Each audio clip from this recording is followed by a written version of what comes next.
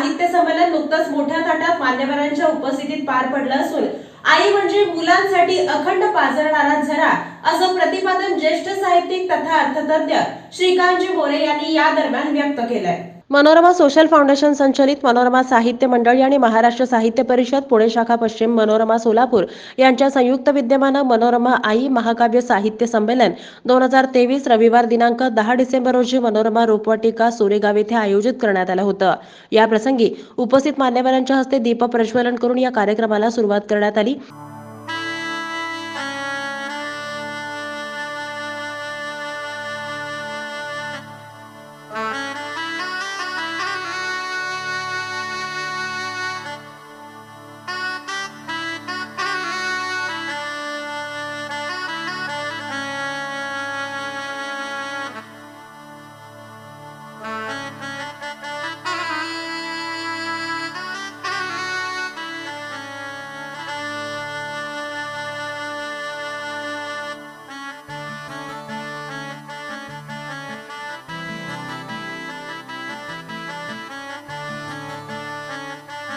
या प्रसंगी कार्यक्रमाचं प्रास्ताविक मनोरमा सखी मंचच्या अध्यक्षा सौ शोभा मोरे यांनी केलं। आपल्या सर्वांचं मनापासून मनोरमा परिवारातर्फे मी हार्दिक स्वागत करत आहे। खरं तर निसर्गाच्या सान्निध्यात निसर्ग हा एक विषय, त्यातून आई हा विषय, अशा सगळ्यांचे एकत्र या ठिकाणी संयुक्तपणे आपण कार्यक्रम घेत आहोत। मनोरमा परिवाराच्या अंतर्गत मनोरमा साहित्य मंडळी आहे आणि वेगवेगळे साहित्याचेही कार्यक्रम घेतले जातात। आज आपण समोर स्टेजवर बघत आहात की प्रसन्न अशा सरस्वतीचं पूजन माननीय सगळ्या मान्यवर साहित्यिकांच्या हस्ते झालेलं आहे आणि हा एक चांगला योग आहे असं मी म्हणेल, कारण ज्या ठिकाणी सरस्वतीचं पूजन केलं जातं, सरस्वतीचा वरदहस्त असतो, अशा ठिकाणी नेहमीच आपल्याला सकारात्मक पॉझिटिव्ह विचार आपल्याला पाहायला मिळतात। आजूबाजूचं जेव्हा आपण झाडं वगैरे बघतो तर त्यामुळे आपलं मन हिरवं होतं असं मी म्हणेल, किंवा आपल्या मनामध्ये वसंत ऋतू फुलल्यासारखं वाटतं आणि त्यामुळे विचार हे चांगले होतात। आणि अशा दृष्टिकोनातून आज मोरे साहेबांनी ठरवलं की आई या विषयावरती असेल, परिसंवाद आधी सुरुवातीला असेल आणि त्यानंतर आई या विषयावरच्या खूप अशा कविता बऱ्याच मनात आपण केलेल्या असतात, लिहिलेल्या असतात, काहींच्या प्रसिद्ध झालेल्या आहेत, तर त्या सर्वांनी या ठिकाणी कवितेचा रसिकांना निश्चित आस्वाद द्यावा की जेणेकरून आई काय असते। तर आपण नेहमीच म्हणतो की आत्मा आणि ईश्वर जिथे एकत्र येतो ती आई असते आणि त्या आईवरच्या कविता या ठिकाणी सादर करणार आहेत। आणि मनोरमा हे एका आईचं नाव आहे, माझ्या सासूबाईंचं नाव आहे आणि आई काय करू शकते किंवा मनोरमा काय करू शकते, तर आज मनोरमा परिवारामध्ये मनोरमा बँक आहे, मनोरमा मल्टीस्टेट आहे आणि 6 पतसंस्था आहेत। यांचा जवळजवळ व्यवसाय हा 1800 कोटी पर्यंत आमचा यशस्वी वाटचाल झालेली आहे। म्हणजे आईची जर एनर्जी ऊर्जा आपल्या पाठीशी असेल तर आपण खूप काही करू शकतो आणि अर्थकारण हे ह्या सगळ्या गोष्टीचं महत्वाचं उद्दिष्ट असतं, कारण सगळ्या गोष्टी आपण विचार करू शकतो, स्वप्न पाहू शकतो, पण त्या स्वप्नांना जर अर्थाचं पाठबळ मिळालं तर आपण अनेक गोष्टींचं त्यामध्ये यश मिळू शकतं। आणि हेच आज लक्ष्मी आणि सरस्वतीचा संगम असलेला मनोरमा परिवार आणि त्यामध्येच आपण आता निसर्गाच्या सान्निध्यात हुरडा पार्टी सुद्धा या ठिकाणी आयोजित केलेली आहे। कोणत्याही रंगाचा झेंडा धर्म जात आणि मनोरमा परिवाराला नाही आणि असू पण नये, त्याचप्रमाणे आईची प्रतिमा ही सागराप्रमाणे आहे, तशीच मनोरमा बँक आईप्रमाणे प्रतिमा असणारी बँक आहे। आई ज्याप्रमाणे आपल्यावर प्रेम करते तशीच ही बँक आपल्यावरही प्रेम करते असं मनोगत मनोरमा बँकेचे अध्यक्ष श्रीकांतजी मोरे यांनी व्यक्त केलं। मनोरमा सोशल फाउंडेशन संचलित आणि ज्यांनी पुरस्कृत केले ते मनोरमा मल्टीस्टेटचे सर्व सदस्य संचालक मंडळ।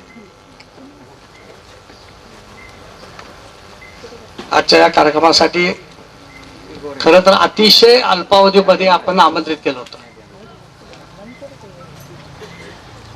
कोणालाही आपण पत्रिका दिलेली नाही, एक ही पत्रिका छापलेली पण नाही, व्हॉट्सअपवरची पत्रिका। पण आता जसं उल्लेख केला गेला, मनोरमा हे आईचं नाव आहे आणि आईच्या प्रेमामध्ये राजकारण नसतं। आजपर्यंत मनोरमाने स्थापनेपासून 27 वर्ष मनोरमा बँक असेल, मनोरमा मल्टीस्टेट असेल, त्याचप्रमाणे अंकुर पतसंस्था, सदाशिव नागरी पतसंस्था धुळे सोलापूरमध्ये आम्ही काढलेली आणि खास महिलांसाठी मनोरमा सखी मंच म्हणून उत्कृष्ट करीत एक सुरू केली संस्था। त्यानंतर आमची महिला उद्योजक म्हणून अवंतीनगर परिसरात संस्था आहे बऱ्याच वेळा लोक मला विचारतात की बाबा तुम्ही एवढ्या संस्था काढल्या का काढल्या? कारण सोलापूर हे खूप मोठं गाव आहे आणि बऱ्याच वेळा माता भगिनी विशेषतः ज्या संस्थेत जातात त्यांना आपल्या एखाद्या जवळच्या संस्थेमध्ये जर अर्थकारणाचे व्यवहार करता येत असतील, स्वावलंबन त्या ठिकाणी आहे, तर त्यांच्या जवळपास एखादी संस्था असेल म्हणून सोलापूरच्या विविध भागामध्ये अशा वेगवेगळ्या संस्था आपण काढल्या. आणि आईच्या प्रेमामध्ये राजकारण नसते ही जी भूमिका परिवाराची आहे, त्यामुळे परिवारानं 27 वर्ष मनोरमा हे नाव हे आईच्या नावाने सुरू केलं. एक फोरम आहे, व्यासपीठ आहे, विचार मंच आहे. कुठलाही रंगाचा झेंडा, कुठलाही धर्म, वर्ण, जात, पंथ या परिवाराला नाही.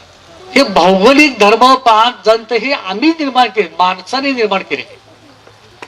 आणि माणुसकी हा आईचा आत्मा आहे. आईला धर्म माहित नाही, आईला भाषा माहित नाही, आईला भूगोल माहित नाही, इतिहास माहित नाही, तिला गणिताचं काही देणं घेणं नाही. तिला फक्त एकच माहिती आहे आणि ते म्हणजे मुलावरती अखंड प्रेम करणं, सतत पाजत राहणं. जन्म दिल्यापासून जो पाजर मुलाच्या प्रेमाचा सुरू होतो ती आई असे तोवर तो पाजर कधीही संपत नाही. अखंड पाजरणारा पाजर आहे. जसा आपण सागराची उपमा देतो की सागरा एवढी शाही आईची महती लिहिण्याला पुरत नाही, पण तो सागर कसा प्रचंड आहे, पृथ्वीभर व्यापलेला आहे. 90% भाग हा पाण्याने व्यापलेला आहे. सतत किनाऱ्यावरती धडकत असतो, अहो रात्र सागराचं काम चालू असतं. पण हा सागर कधी कधी सुनामी होऊन येतो आणि सुनामी आल्यानंतर लाखो समुद्र किनारे आणि उद्ध्वस्त करून टाकतो. आईचं पण तसंच आहे. जोपर्यंत आई शांत आहे तोपर्यंत शांत आहे, परंतु ज्या क्षणी आपल्या बाळाला काही धक्का लागतो त्या क्षणी ती सुनामीपेक्षा सुद्धा भयंकर रूप धारण करते. या प्रसंगी कार्यक्रमाच्या कार्याध्यक्षा म्हणून शिवसेनेच्या उपनेते अस्मिताताई गायकवाड यांनीही मनोरमा बँक आणि आईबद्दलची आपली भावना व्यक्त केली. की आई हा प्रत्येकाचा एक जिव्हाळ्याचा विषय असतो, जिव्हाळ्याचा कोपरा असतो आणि आपल्या आयुष्यामध्ये सगळ्यात अनन्यसाधारण महत्व हे फक्त आईला आहे.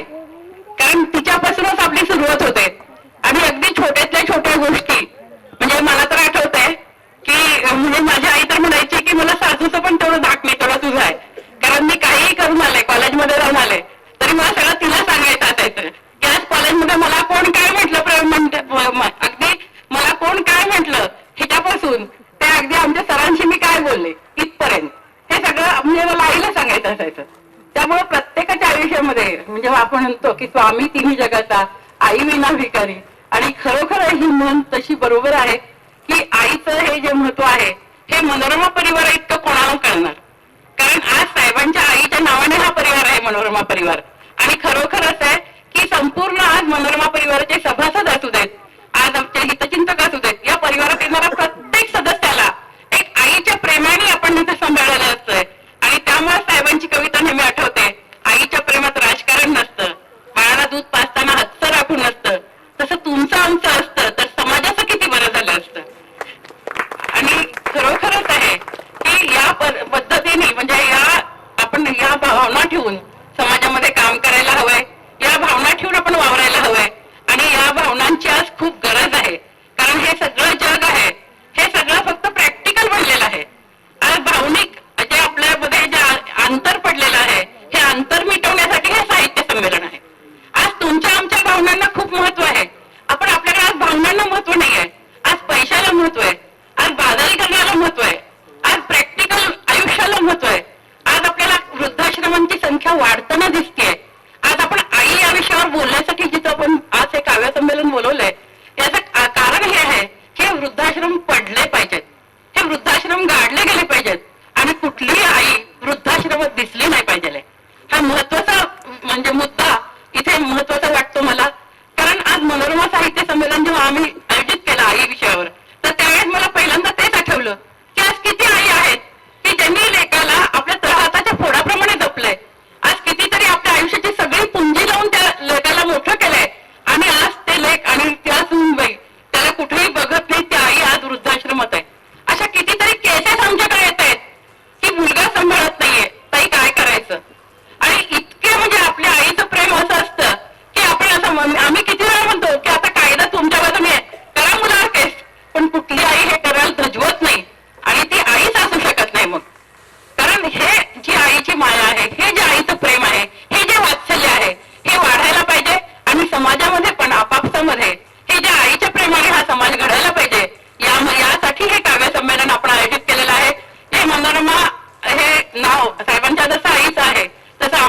पण सगळ्यांसाठी श्रद्धास्थान आहे. कारण त्या आईच्या नावानेच आज असंख्य परिवार, असंख्य कुटुंब आज आपण बघतोय की त्यांचं पालन पोषण मनोरमा परिवार करतोय.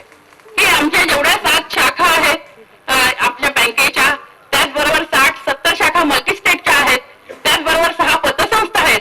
या सगळ्यातले कर्मचारी, या सगळ्यातले सभासद, या सगळ्यांना आईच्या प्रेमाने सांभाळणारा हा मनोरमा परिवार आहे.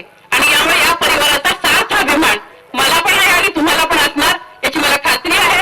या मनोरमा परिवाराच्या वतीने या संमेलनाची कार्याध्यक्ष म्हणून मी तुमच्या सगळ्यांचं स्वागत करते. मान्यवरांच्या भाषणानंतर डॉक्टर सुनेत्रा पंडित, मारुती कटकधोंड, देवेंद्र औटी, राजेंद्र भोसले, गोविंद काळे, रामप्रभू माने, डॉक्टर श्रुती वडकबाळकर, डॉक्टर शिवाजी शिंदे, दत्तात्रय पारपल्लीवार, उज्ज्वला साळुंखे, विमलताई माळी, संध्या हिब्बाळकर, शाहीर ख्याडे, प्राध्यापक डॉक्टर अर्जुन भटकर, प्रमोद लांडगे यांनी आपल्या कविता सादर केल्या. मी इतका वेळ या महाकाव्याच्या सागरामध्ये बुडून गेलेले होते. कार्यक्रम ऐकताना अखंड माझी आई माझ्या डोळ्यासमोर उभी होती. कुणी जर मला विचारलं तुम्ही देव पाहिलाय का, तर माझं उत्तर हो, मी पाहिलाय. सगळ्यांना आश्चर्य वाटेल, तर आई देव पाहिलाय म्हणजे आईला पाहिलं म्हणजे देवाला पाहिलं.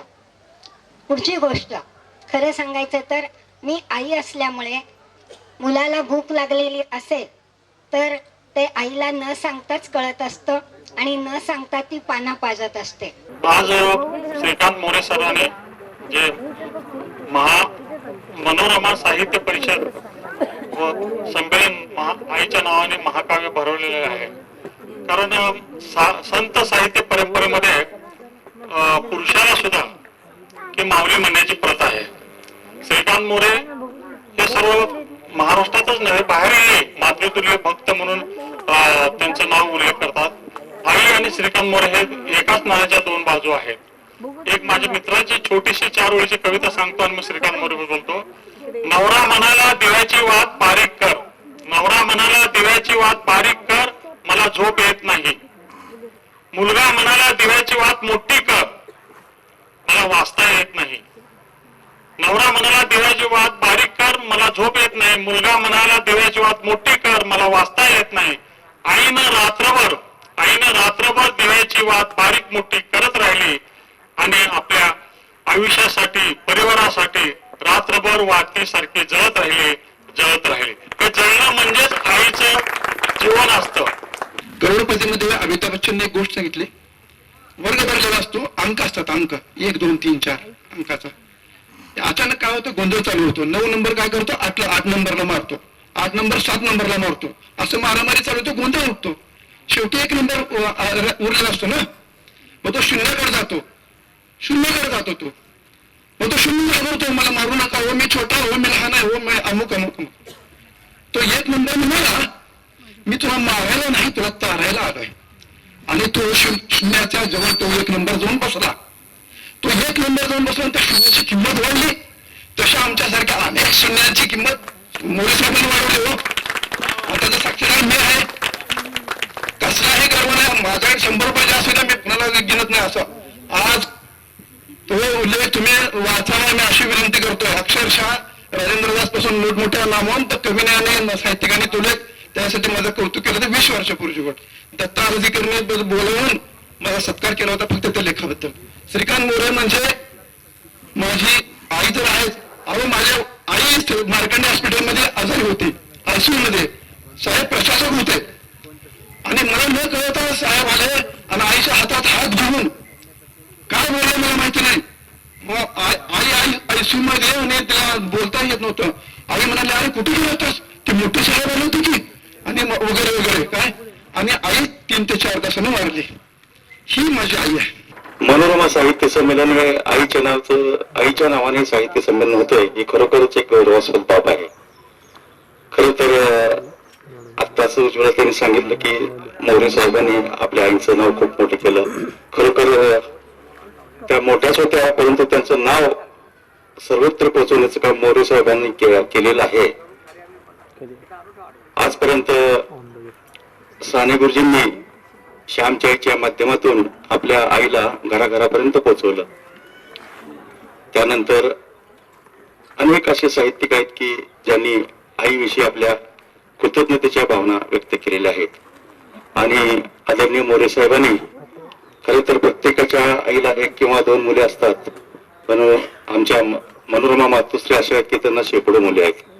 आज त्यांचा बँकेचा परिवार आहे, साहित्यिक परिवार आहे आणि त्यातील एक त्यांचं सुपुत्र होण्याचं भाग्य मला लाभतंय, ही माझ्या दृष्टीनं खूपच आनंदाची बाब आहे. कवी संमेलनाचा आनंदापेक्षा सुद्धा आज आम्हा सर्व साहित्यिकांना लक्ष्मीनारायणाचं दर्शन घडलं हा मोठा आनंद, अतिशय मोठा आनंद. आणि ज्या ज्या वेळेस या लक्ष्मीनारायणांच्याकडे आम्ही पाहतो त्यावेळेस अंतःकरण भरून येतं. आणि सर्वांनी तर सांगितलेलं आहेच की मोरे साहेबांनी अनेक साहित्यिकांना जवळ घेतलं, चालायला लावलं, पळायला लावलं. मी फक्त एकच म्हणेन, मला एका गोष्टीचं कौतुक वाटतं, ही स्तुती नाही, तर एवढ्या व्यापातून आपला वेळ देणं हे सगळ्यात मोठं, म्हणजे कोटी रुपयाचं वेळ देणं असं मला वाटतं. या आजच्या कार्यक्रमाला मी शुभेच्छा देतो आणि इथंच थांबतो. खरं बघायला गेलं तर परवाच मंगळवेढ्याला जे विभागीय संमेलन झालं त्यापेक्षाही आज उत्स्फूर्तता जास्त दिसते. आणि मला या व्यासपीठावरून एक मनाची इच्छा आहे की महाराष्ट्र जी साहित्य बॉडी आहे, महाराष्ट्र साहित्य परिषदची, त्याच्यावर आपल्या सोलापुरातनं खरं तर जी सर्वांना सोबत घेऊन जाणारे असे व्यक्तिमत्व म्हणजे आपले आदरणीय मोरे सर यांना खरं तर घ्यायला पाहिजे. कारण पूर्ण सोलापूरकरांना आणि महाराष्ट्रांना तिथं संधी मिळेल अशी माझी इच्छा व्यक्त करून मी माझं नाव रामप्रभू गुरुनाथ माने, माझ्या वडिलांचं नाव गुरुनाथ, आईचं नाव शोभा. तर मी माझ्या आई वारल्यावरती एक कविता केली होती, ती कविता मी सादर करतो. आई सांग ना ग माझं कुठं चुकलं, सोडून गेली तू ग, मन माझं दुखलं. आई सांग ना ग माझं कुठं चुकलं, सोडून गेली तू ग, मन माझं दुखलं. विचारितो मी माझ्या मनाला,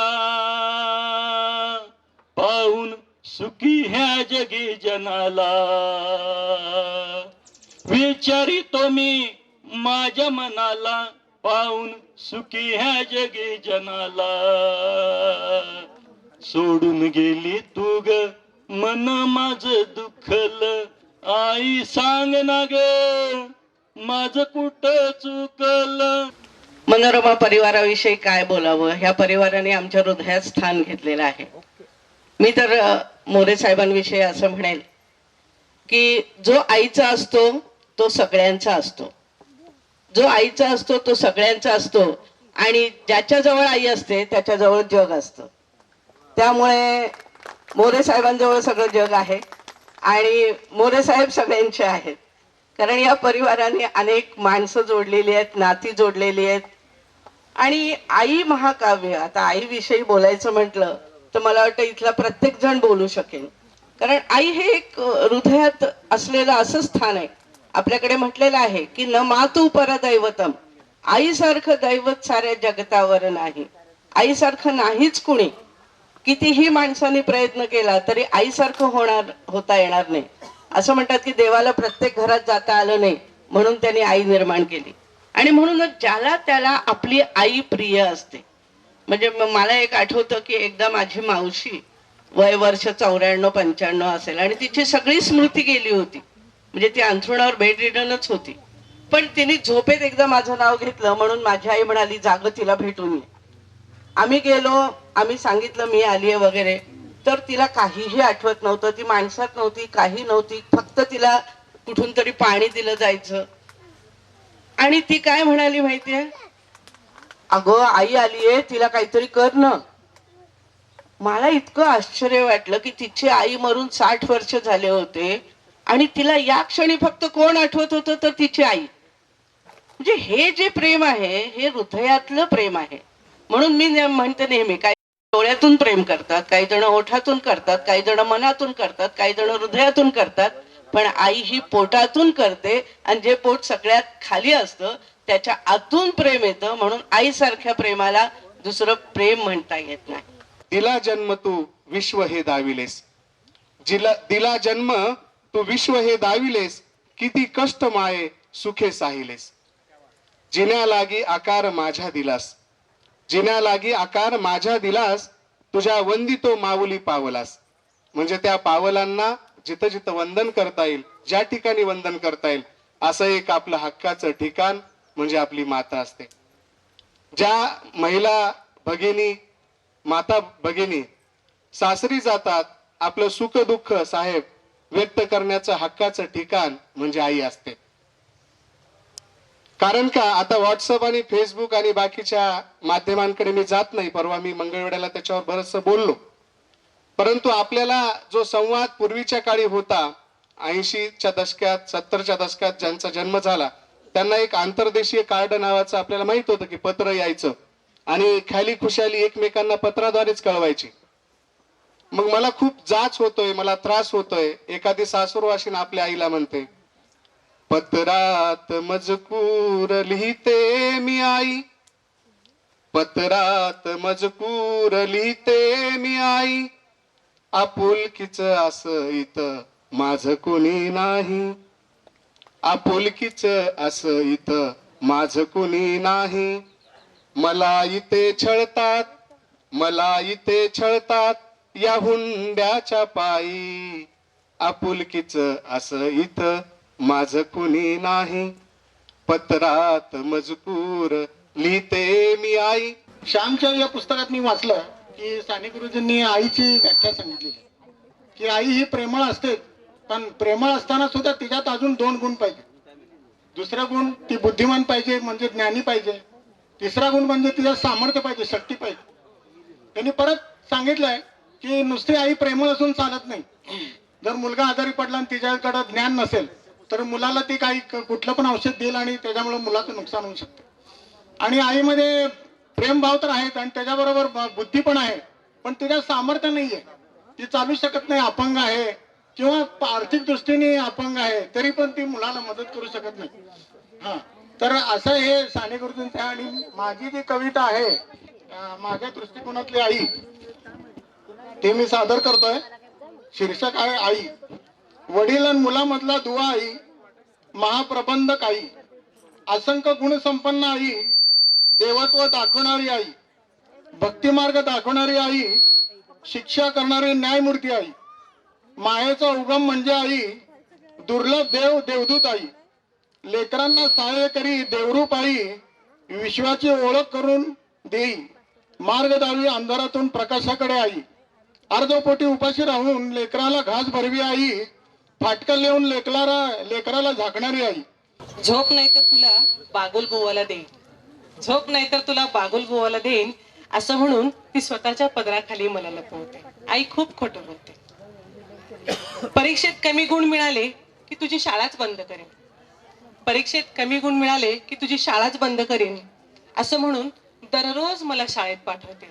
आई खूप खोटं बोलते. खोड्या केल्यास तर उपाशी ठेवेन, खोड्या केल्यास तर उपाशी ठेवेन असं म्हणून स्वतःच उपाशी राहते. खोड्या केल्यास तर उपाशी ठेवेन असं म्हणून स्वतःच उपाशी राहते. मी पोटभर जेवल्यानंतरच ती जेवते. खरंच आई खूप खोटं बोलते. आई खूप खोटं बोलते असं मला नेहमीच वाटतं, पण प्रेम माया मात्र आई माझ्यावर भरभरून खरीखुरी करते. माझ्या आनंदात आनंदी होते. मला प्रश्न पडतो, खरंच माझी आई खूप खोटं बोलते? नाही हो, ती तर माझ्यावर खरं प्रेम करते, खरं प्रेम करते. आई कधीच खोटं बोलत नसते. का लळ्याचे लळे सरथी, मनोरथाचे मनोरे पुरती, जरी का माहेरी श्रीमंती जयाची. तसं आमचे श्रीकांत मोरे आणि शोभाताई हे माझं माहेर आहे. आणि त्यांनी मला कधी व्यासपीठ मिळत नव्हतं, पण आज मला अध्यक्षपद त्यांनी दिलं. मी त्यांचे खूप खूप आभार मानते. आणि असं भगवंताच्या हृदयात भगवंताच्या हृदयात खूप माया दाटली म्हणून त्याने प्रत्येकाला एक एक आई वाटली. ती माझ्याही वाट्याला आली आणि मायेची छाया झाली किंवा आशीर्वादाची छाया झाली. आता आपण सगळ्यांनी आता हे आई हे महाकाव्य, त्याच्यासाठी माझ्या आधी 4 ओळी आणि नंतर एक कविता. छोटाच आहेत माझ्या कविता, मोठ्या नाही. आठवण मजला त्रिवाईची झाली, डोळ्यात अश्रूची गंगा अपसुक आली. भरविला घास मम झोपेतून उठवून, अंगाई तिची मी जपून ठेविली अजून. सांग आई तुझ्यासाठी काय मी ग केलं, अनवानी पाय तुझ उन्हात मिनेल, उन्हात मिनेल. सांग आई तुझ्यासाठी काय मी ग केलं, अनवानी पाय तुझ उन्हात मिनेल, उन्हात मिनेल. जात होते उन्हात मी भाजत होत पाय, जीव झाला कासावीस सांगू तुला काय. नाव तुझ आई नाव तुझ, नाव तुझ घेता आई पायगार झालं. सांग आई तुझ्यासाठी काय मी ग केलं, काय मी ग केलं. शाळेमध्ये जाताना मी मागायच काही, रडत मी म्हणायच माया तुझी नाही. मनातल मनातल मनातल दुःख तुझ्या ओठात अडल. सांग आई तुझ्यासाठी काय मी ग केलं, काय मी ग केलं. मातृभक्ती शब्द आहेच अपुरा, अभंगाच्या पद्धतीनं लिखाण आहे. मातृभक्ती शब्द आहेच अपुरा, सद्गुण वर्णाया माऊलीचे. देवाचं प्रतिरूप म्हणून तिजला, देवरूप करावा भक्तिभाव. गर्भकुशित करीते धारण, भरण पोषण 9 मास.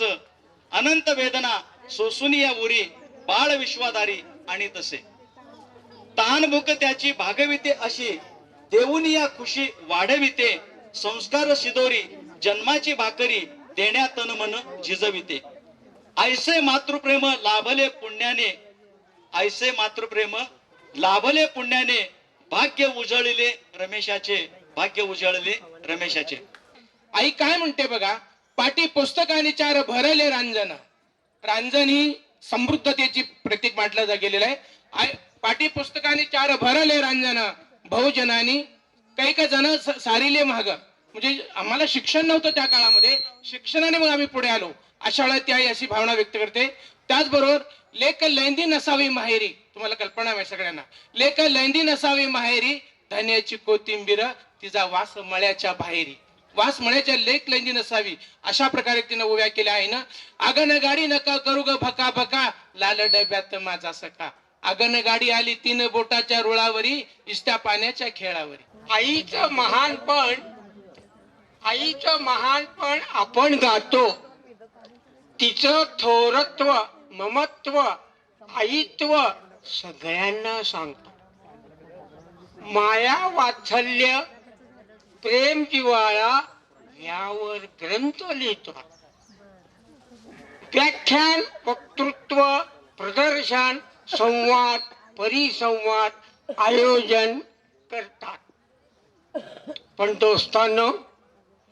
दोस्तांनो आईच्या नावावर संपत्ती जमीन शेती असली तर भावाभावामध्ये भावकी वाद करती, तर भावामध्ये भावकी वाद करती. आई माझ्याकडेच राहणार तांडव करती, आई माझ्याकडेच राहणार तांडव करती. बायकोचं ऐकून भाव लोक कोरडी माया दावती. ज्या जिवंत स्पर्शानं तिने त्या संपूर्ण त्या श्यामचं चरित्र घडवलेलं आहे, त्या चरित्रामध्ये तिचं आईपण आणि तो श्यामपणा असा की पुस्तकातलं मूल्य शिक्षण वाचून शिकलेला नाहीये. श्यामची आई पण कुठल्या शाळेत मूल्य शिक्षणाचं पुस्तक वाचत नव्हती. श्यामही मूल्य शिक्षणाचं पुस्तक वाचत नव्हतं. हे दिवस फार विचित्र आहेत. मूल्य शिक्षणाचा अभ्यासक्रम आहे आणि मूल्य शिकवायची वस्तू झालेली आहे. माझी आई जशी वागते, आजही माझी आई आहे, वय वर्ष 86 आहे तिचं. तिला मी एक कविता वाचून दाखवली, नादो मानवरांचीच, पुन्हा हा एक आठवण की नभ उतरू आलं. आणि मी तिला म्हटलं की ह्याचं रसग्रहण मला करायचं आहे, जरा काय बोलशील का? 6वी नापास आहे ती.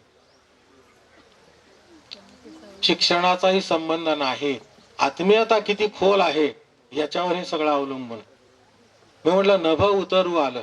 हे नभ कधी उतरू येतं? तर तिने तिचा स्वतःचा अनुभवलेला दृष्टांत सांगितला की आई जेव्हा बाळाला पाजते तेव्हा बाळाला उंच करता येत नाही, ती झुकून पाणावते. तर तिचं जे झुकणं आहे बाळासाठी पाजताना, हे नभ असं उतरलेलं असतं. ते म्हणाले भरून आलेलं आभाळ हे असं असतं आईसारखं. हा अर्थ कुठल्या पुस्तकात मला सापडला असता, कुठल्या संदर्भ ग्रंथामध्ये मी शोधला असता आणि तो मला कसा सापडला असता? संवाद करता करता ह्या ज्या गोष्टी होतात, तर त्या मला असं वाटतं की आई तुम्हाला संवादी करते. आणि नंतर आपण जर आईशी संवादी राहिलो तर साहित्य जन्माला येतं, वाङ्मय जन्माला येतं. ज्यांच्यामुळे नेहमीच साहित्यामध्ये असेल, समाजसेवेमध्ये असेल, आर्थिक क्षेत्रामध्ये असेल प्रेरणा मिळत गेली आणि ज्यांच्या माध्यमातून आज एक चांगल्या पद्धतीचं आयुष्य जगता आलं, असे आमचे मार्गदर्शक श्रीकांतजी मोरे साहेब.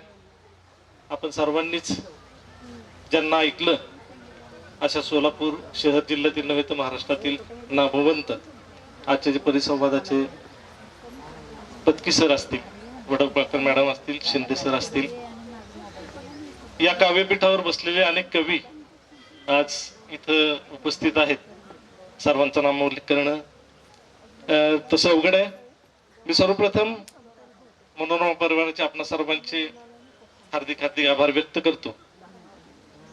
परिसंवाद ऐकत असताना एक एक शब्द, एक एक वाक्य अंगावर शहारे आणणारं अशा पद्धतीचं होतं. मला नेहमी प्रश्न पडतो की श्रीकांत मोरे साहेबांना हे कसं सुचतं, या सगळ्या मंडळींना ते कुठून आणतात, कशा पद्धतीने हे सगळं जमवतात. बऱ्याच जणांचे बरेच हेतू असतात, बरेच उद्देश असतात. मनोरमा परिवाराचं किंवा बँकेचं ब्रीद आहे, जो जे वांछील तो तिला हवं, पसायदानामधलं. कुणाला काय हवंय, कुणाला काय हवंय ते सगळं मिळेल असं मनोरमा परिवार आहे, असं साधारणतः या वाक्याचा अर्थ होतो. मनोरमा परिवाराचा मी अगदी अभिमानाने सांगतो की फाउंडेशन पासूनचा सदस्य आहे. नव्हे तर बँक सुरू होण्यापूर्वी माझ्या माहितीप्रमाणे ट्विन सिटी पतसंस्था सुरू झाली आणि त्याचा सभासद आणि खातेदार होण्यापासून मी या परिवारात आहे. मी गेले अनेक वर्ष परिवारात सहभागी आहे. मी याची नाळ शोधत होतो की नक्की कशामुळे आपण इतकं या परिवाराशी जुडलो गेलो. तर सगळ्यात पहिलं आणि महत्वाचं कारण आहे की साहेबांचं मातृप्रेम. मनोरमा या आईच्या नावाने सुरू केलेला हा जो परिवार आहे, याच्यातून आईबद्दलचं प्रेम, आईबद्दलच्या सगळ्या सद्भावना व्यक्त होतात. आणि नेहमी जेव्हा जेव्हा मी साहेबांना पाहिलं तेव्हा त्यांच्यामधूनही बऱ्याचदा आई व्यक्त होताना दिसते. आणि कदाचित यामुळं मी याच्याशी जोडलो गेलो असेल. यावेळी प्रमुख पाहुणे म्हणून डॉक्टर श्रुतीश्री वडकबाळकर, डॉक्टर शिवाजी शिंदे, ज्येष्ठ कवी हेमकिरण पत्की आदी उपस्थित होते. या कार्यक्रमाचं सूत्रसंचालन विद्या भगरे भोसले यांनी केलं, तर वकील संघाचे अध्यक्ष ॲडव्होकेट सुरेश गायकवाड यांनी आभार मानले. सर्व आज दिवसभर अगदी मला वाटतं हे 4.5-5 तास चाललेला हा जवळजवळ हा कार्यक्रम आईचं महात्म्य असेल, त्याचबरोबर माणुसकीचा जागर असेल, या सगळ्या भावनेतून आपण या कार्यक्रमाला हजेरी लावली, त्याबद्दल आपले मनस्वी धन्यवाद. विशेष करून आमचे जे पत्रकार मित्र आहेत त्यांचे विशेष करून आभार मानतो. येवलकर असतील, भटकर साहेब असतील, त्यानंतर आमचे सगळी ही मंडळी असतील संचारचे, ह्या सगळ्यांनी नेहमीच आम्हाला सातत्यानं मनोरमा परिवाराला साथ दिलेले आहे, दाद दिलेले आहे. मनोरमा परिवाराचं जे जे काही चांगुलपण आहे ते सर्व दूर पोचवण्याचं काम या 72 पत्रकारांनी केलेलं आहे.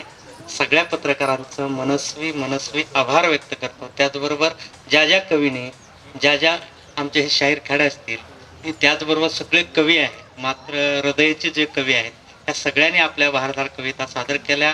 सगळ्यांचं आईचं महात्म्य जगभर पसरविलं आणि ह्या सगळ्या कवीलाही सलाम करतो. आपल्या सगळ्या श्रोते मंडळीला पुनश्च एकदा मनोरमा परिवार, श्रीकांत मोरे, सौभाग्यवती शोभा मोरे यांच्यासह सगळ्या संचालक मंडळाकडून आपले मनस्वी आभार मानून हा कार्यक्रम इथे संपला असं जाहीर करतो. धन्यवाद.